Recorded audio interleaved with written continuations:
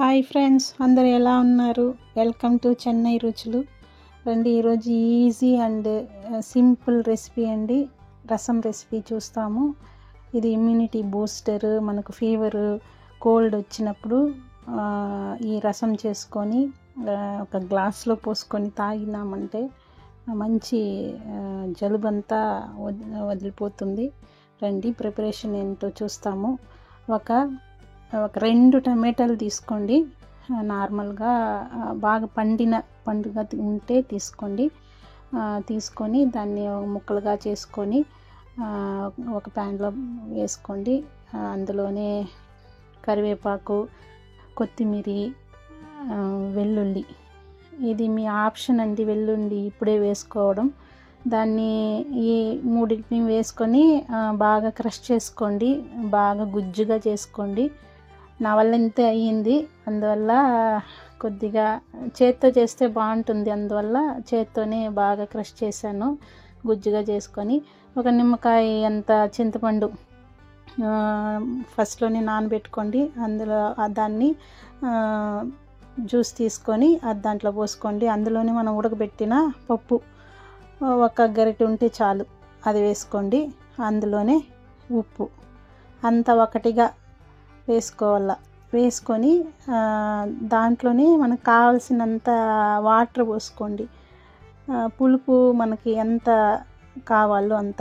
చాలా పులుపుగా ఉంటే కూడా బాగుండదు, అందువల్ల ఒక 2 గ్లాసెస్ పోసుకోండి. ఇది నేను వచ్చి 4 మెంబర్స్కి ప్రిపేర్ చేస్తూ ఉన్నాను. ఇది ప్రిపేర్ చేసి పక్కన పెట్టుకోండి. అందులోనే తాలింపు పెట్టుకుందాము. 1 స్పూను ఆయిల్ పోసుకొని ఒక 2 ఎండుమిరపకాయలు, జీలకర్ర, ఆవాలు, మళ్ళీ వచ్చి వెల్లుల్లిపాయలు, కరివేపాకు, మళ్ళీ వచ్చి ముఖ్యమైన ఇంగ్రీడియంటు ఇంగువ కంపల్సరీ వేయాలండి రసానికి. వేసుకొని తాలింపు పెట్టేసి అందులో మనం కలిపి పెట్టుకొని రసంలో వేసేయండి. పోసేసి స్టవ్ ఆన్ చేసి మంట పెట్టండి. ఒక 3 to 4 మినిట్స్ పెట్టండి. అందులోనే పెట్టేసి ఇదంతా చేసిన తర్వాత మనం రసం పౌడర్ వేసుకోవాలి. ఇది నేను ఆల్రెడీ ప్రిపేర్ చేసి పెట్టుకున్నాను ఇంట్లో, అందువల్ల వేసుకుంటా ఉన్నాను. ఇది ఫ్రెష్గానే ఉంటుందండి. ఒక 1 వీక్కి ప్రిపేర్ చేసుకున్నాను. లేదంటే మీరు వచ్చి జీలకర్ర, మిరియాలు రోట్లో దంచుకోండి. మిక్సీ కంటే కూడా రోట్లో దంచితేనే బాగుంటుంది టేస్ట్.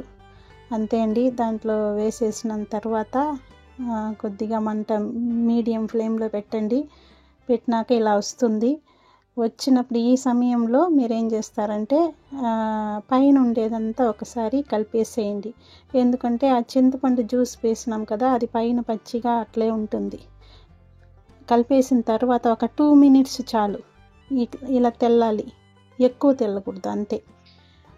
తెల్లినాక స్టవ్ ఆఫ్ చేసేసేయండి, మూత పెట్టేయండి. ఆ వేడికి ఇదంతా పోకుండా ఉంటుంది. టేస్ట్ బాగుంటుంది, స్మెల్ బాగుంటుంది. అంతే అండి. Thank you watching the video. Please like, share and subscribe.